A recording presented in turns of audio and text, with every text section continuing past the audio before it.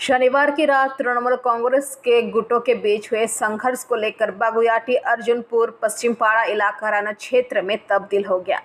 दो गुटों में हुई झड़पों में जमकर ईंटें बरसी। इस घटना में कई लोग घायल हुए हैं।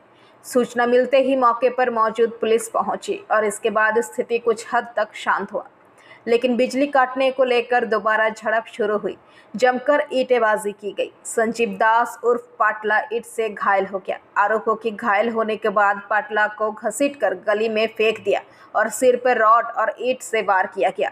स्थानीय लोग उसे लहूलुहान हालत में आरजी कर अस्पताल ले गए, जहां डॉक्टरों ने उसे मृत घोषित कर दिया। बागुयाटी थाने की बड़ी संख्या में पुलिस बल मौके पर पहुंची, लेकिन स्थानीय लोगों ने पुलिस को घेरकर विरोध प्रदर्शन किया। बाद में स्थिति अधिक जटिल होने पर पुलिस ने रेप के जवानों को उतारना पड़ा। इसके बाद पुलिस का आश्वासन पर तनाव शांत हुआ। वही मौके पर पुलिस मौजूद रहे ताकि फिर से हिंसा ना हो। पुलिस ने हत्या के मामले में 13 लोगों को गिरफ्तार किया है।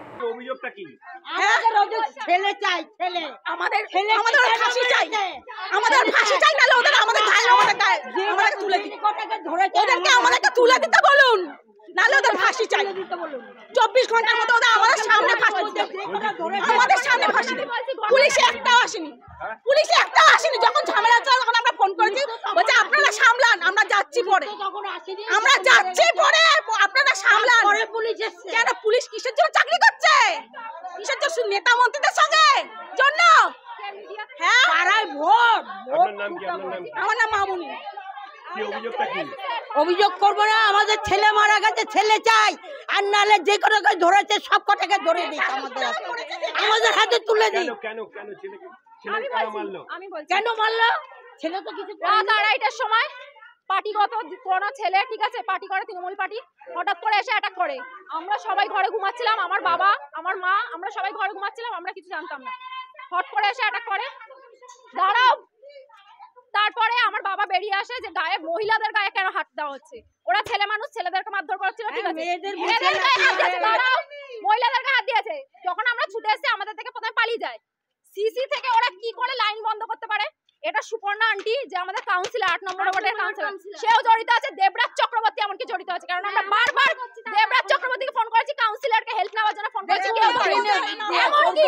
এমনকি বড় বাবুকে ফোন করেছি আমরা থানা, 3বার ফোনটা কাটার পর, 3বার ফোন কাটার পর একবার ফোন ধরে বলেছে ঠিক আছে পাঠাচ্ছি। মাত্র 3টে সিভিল লোক পাঠিয়েছে, সিভিল পুলিশ, যারা রাস্তা পাহারা দেয়, কোনো পিসি পার্টি আসেনি।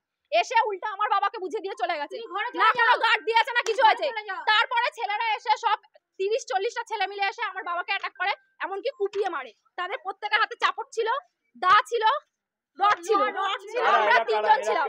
দেবরাজ চক্রবর্তীর ছেলে, সুপর্ণা ঘোষের ছেলে, নাম হচ্ছে সোনু, ঈশান, বঙ্কাই, মিয়া, কপিল, আর কে কে ছিল? বুড়ো কাজীপাড়ার বুড়ো, এরা ছিল, প্লাস বাইরের কটা 30-40টা ছেলে এনেছে। এমনকি আমাকে মারধর করা হয়েছে, দেখেনি, আমাকে চুলের মধ্যে ওটা মেরেছে, একভাবে ফেলা হয়েছে। আপনার বাবার নাম কি? সঞ্জীব দাস, ডাক নাম পটলা।